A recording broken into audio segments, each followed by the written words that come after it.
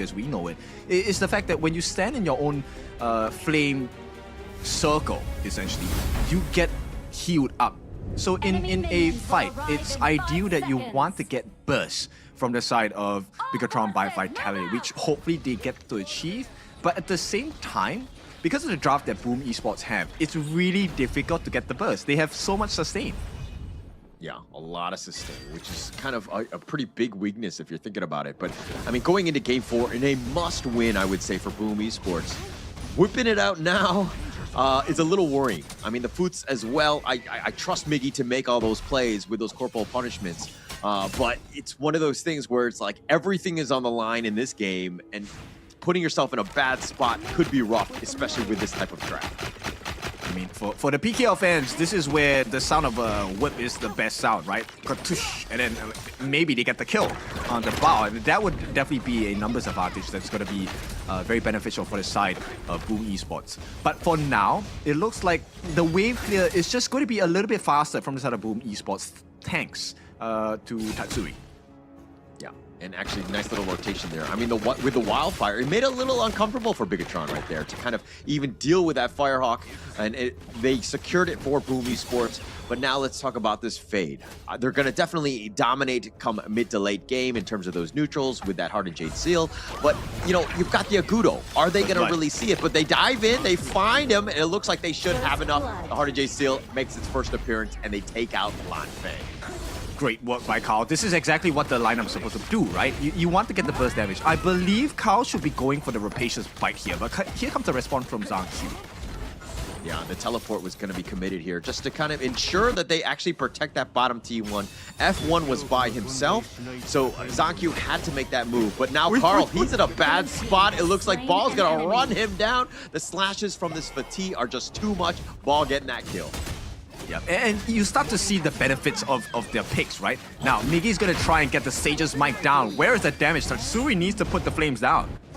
Yeah, he doesn't really have much. The wildfire is actually helping him in that sense, but now he's trying to flash away. He gets rolled under. Zanku making an appearance, and Miggy's like, I'm out. Yeah, thankfully for him, at this point, right? I'm talking about Bao here. But Miggy, this is what you're supposed to expect of him in the later parts of the game as well. So his target, depending on what it is, he has to catch either Bao, Zanku, or Lanfeng, right? It has to be them. Danny needs to deal with Gen Nith because he's the only one that can shred him fast enough with the help of Carl as well. Yeah. There's a lot of eyes on Miggy, right? I think that he's got to make those plays. It's not going to be the easiest thing, having that lockdown, ensuring that they're not getting away.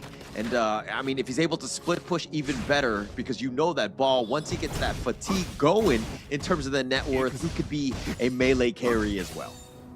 Ooh, okay, I'm super curious about this. Zanku actually doesn't go for the tank build. He goes for the aggressive Rapacious Bite as well.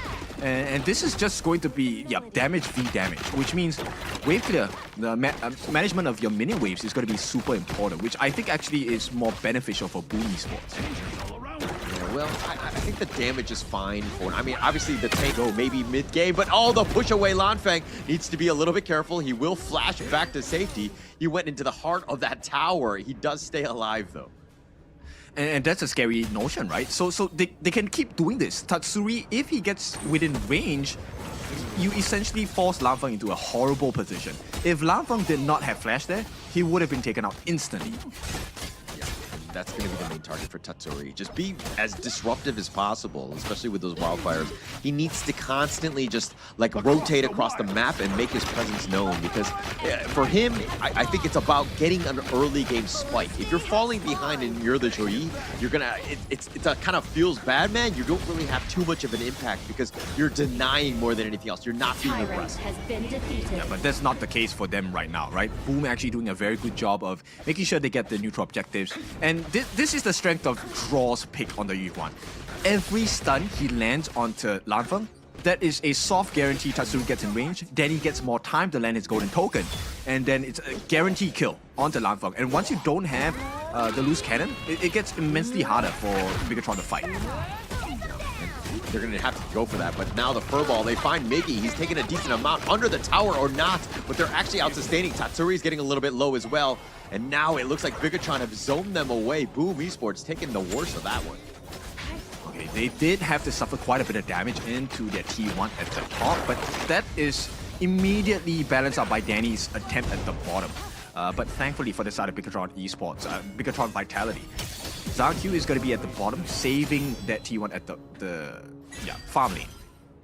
Yeah, and for him, it's about the farm. I mean, just absorbing all of the different waves that are, there. And he has that potential to solo push if he wants to. So somebody has to make an appearance there. It's going to be Danny back in that bottom lane. But let's also talk about Ball. He's a level behind the fatigue, but now they actually get the corporal punishment. They get a nice little stun, and the Jade Seal is going to be plenty. And Lan Fang getting sniped again. Carl making a nice play with Miggy backing him up. They're going to continue on to F1 under the tower. They actually de-aggro the tower and take that one down. Crazy moves from the side of Boom Esports. Exactly what they need to do. Lan Feng needs to learn to fear the potential of a missing Carl and Miggy, because that's a guaranteed combination at this point. The cooldown onto the Hardened Jade Seal is really quick. Very quick. So it's like the spider senses are not working from Lan Feng. He's not really feeling the pressure. But now Carl, he actually gets over the ledge. He's gonna be fine. And he gets backed off, dodges the missile barrage as well. So if anything, Carl just making moves across the map and farming very efficiently now. Yep, and he is an actual threat. This time, Carl is a walking menace for the side of Bigetron by Vitality, right? Every time he goes near, you can be sure Lan Feng has to fear for his life. At the same time, while they're trying to deal with this, Boom Esports, players like Miggy, players like Danny, they shred towers for free. Yeah, if they're able to get there though, and right now, all of the waves right now are pushing in favor of Bigetron. This is the way you fight back. You play with the minions. You play, the early game of just the laning. They're doing a decent job. Obviously, the top T1 has been taken out, but they're still farming efficiently. They don't have enough time yet for Ball and ZhangQ to really be online. Yeah, they definitely do not. And I feel like Boom actually, this gameplay from them is really nice, because there is a high chance you can kind of force F1 to use his ultimate early. Yeah, if they're able to bait that one out. But, I think that F1 is going to hold that very close to his vest and use it at the last moment and the precise timing, because it's a lot on him, and ensuring that you have that ult, it's almost like better to have it as a threat than to sometimes even use it. So you got to be very picky with when you actually unleash it. True, but if you take a look at it, the strength of Bigetron by Vitality is also their weakness, right? If Bao ZhangQ or Lan Feng gets caught, this immediately triggers F1 to potentially want to make the save. And Boom, all they have to do is to back off, reposition, and when F1 doesn't have the Unbridled Outburst, it's a free kill. Yeah, it's a huge gap in that sense. The Bigetron lineup, but it looks like Draw taking a decent amount. I mean, they're scouting it around. The missile barrage is going to kind of go for the bottom lane, if anything. But Boom Esports navigate it, and they circumvent it. They get back into the mid lane here. I don't think they win the clear. Okay, they get the potential ultimate down. Yeah, the Unending Sorrow was committed by Draw, though. Something to take note of as this fight is looking to go. Miggy's looking to wrap around. Carl is waiting in the wings, finding it, and Ball walks into him. Do they have enough damage? Miggy's there with that corporal punishment, but do they have it in time? It doesn't look like they have it, and they do. The Jade Seal will be enough, but here come the reinforcements. ZhangQ has showed up. They've only got 4 members, though, so they do have a power play in Boom Esports, and they take the bottom T2. Oh, I love this strat coming out from Boom Esports. Exactly what their weakness is on Bigetron, right? You have to be isolated. And with that, the split push will not happen. The defense will not happen as well. Right now, stuck there. Oh, no chance to Fate Rewind. Carl showed up at the right time. They take the mid T1. Carl, the timing of his appearances has been chef's kiss throughout. He's always been there when they need just that last bit of burst. And this is where this is the timing for Boom, right? Danny has a 1 level advantage against Gen Myth. He should have, even if it's equal amounts of gold, he will be responsible and able to take down Gen Myth even as he uses his ultimate. Now, Bao's gonna try on Draw, but it's not worth the effort at this point. It's not, because this is why the Yuan is so annoying. The sustain and the fact that they have the get out of jail free card with that Unending Sorrow. They don't really have the catch. I mean, if they do, maybe they commit it, but it's going to have to take a team to get the proper angle, looking at UF1, in terms of being able to secure that. So Draw, the vision game will be quite good for him, and just being up front and annoying and poking and prodding. Yes, and this is quite a healthy amount of time for the side of Boom Esports, right? Based on the farm that they have on Bigetron by Vitality, they need at least 16, 17 minutes closing into Tempest to be able to make a stand. They need the lifesteal coming out from Bao. They need it from Zhang Q and Lanfeng as well. And until they have the full builds, this is not going to be ideal for them. Boom can easily end the game at any point of time if Bigetron makes a mistake. Yep. And they have a huge level advantage. I mean, Miggy 13 to 11, and now Ball is trying to do that damage. He finds that at least the back line, but he's not actually doing enough. Ball is actually taking a decent amount, but finally Carl does go down. So if anything, that's a small win for them, but they actually find it. The Fate Rewind. Gen Myth right under the tower. That was not going to happen. Yeah, but they have 22 seconds where Carl is not here. All they have to do is to make sure they get this take onto the Shadow Overlord. They can buy some time for themselves, recover their potential lose condition, and BTR may be doing it. Oh, might go for the steal, but no, Lanfeng says that one is mine, but they do get the kill onto him, and they will send him to the afterlife. But if anything, they've traded the Overlord for Lanfeng here.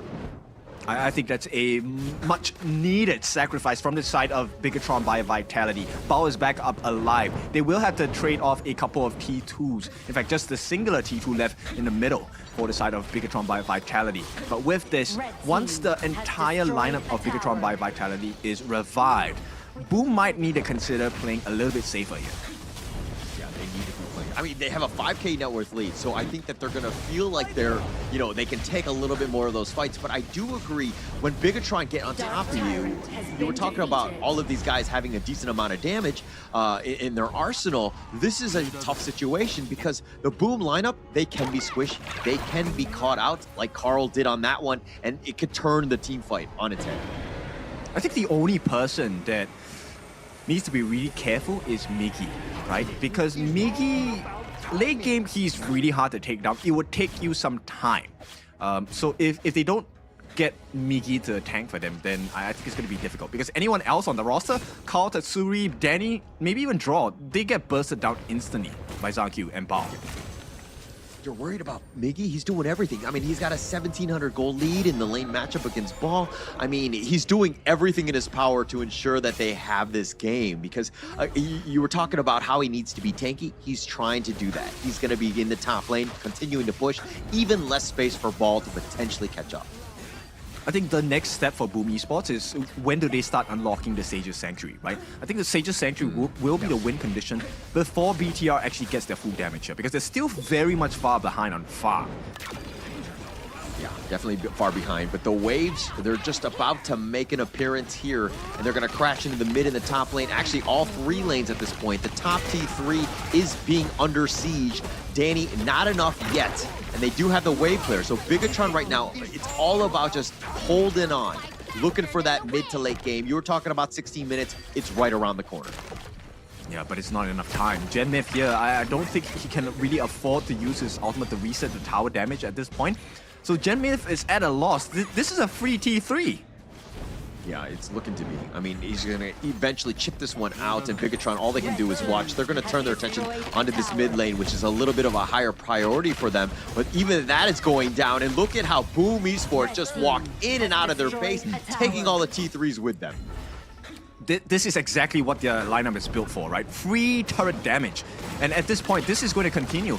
I don't think 16 minutes is going to be possible for the side of BTR here without losing the last T3. I mean, it's looking to be rough. I mean, if they get that T3, it's going to be a very difficult uphill climb for Bigetron to find a way to get back into this game. But as you were saying, they're looking to siege. They're just chipping it out. I mean, they have Danny there, and they have the pressure from Miggy. It was all a little bit of a farce in terms of the front here, but they've taken all of the towers. It's 14 minutes in. Miggy's at half. He's going to get furballed. He flashes over the wall, and it looks like Tatsuri does get picked up. So BTR on the chase, the Umbrella outburst, but the Unending Sorrow dodges that. Flash away, Draw's gonna be fine. Carl's on the side as well. He's looking to chip out at least with the wild growth animals, and now Boom Esports on the retreat. But you see, this is the strength of Boom Esports' lineup. They don't really have to overcommit, right? They just slowly whittle your crystal health down at this point. Right now, Zhang Q wants to invite Boom to fight. They have the numbers advantage. Yeah, they're trying to force it down. I mean, but look at Carl. He's waiting around. He's looking for the proper way. Genmith is probably a juicy-looking target. The flash away by Lanfang, but the Fate Rewind is now going to be used. Tatsuri, though, he's going to be up in about 3. So Ball has been killed, and now this is the great start. They find Danny, though. That might mitigate a lot. Sasaki is on the run. He does have the shields, but it's not enough. Carl finds him as he jumps over the ledge. Mickey's now going to be chasing after Genmith. He wants to just run it down, especially with Draw there. They take them both. They take the ace, and Carl is looking to end this game. The man was possessed. He had that moment, and it's a matter of time before they take game number 4. Yep. With an ace, no less. Beautiful work once again. Boom Esports, they saved their lifeline. They tied the series up 2-2, and boy, we have a game on our hands. We've got a best of 3 ahead of us. I mean, this was a very classic Boom Esports game, and just being able to find the right moments. You were talking about how Zankyu was